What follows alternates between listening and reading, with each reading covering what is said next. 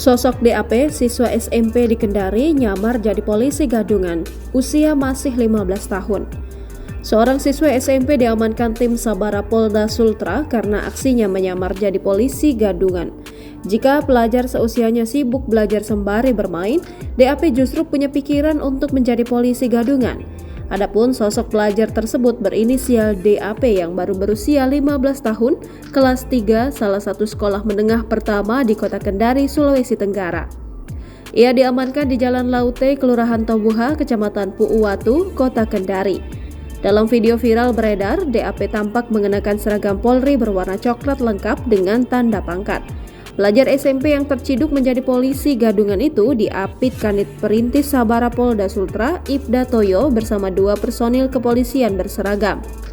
Pada hari Minggu tanggal 4 Januari, kami mengamankan 1 orang warga sipil yang mengaku menjadi anggota Polri, kata Ibda Toyo dalam rekaman video viral tersebut.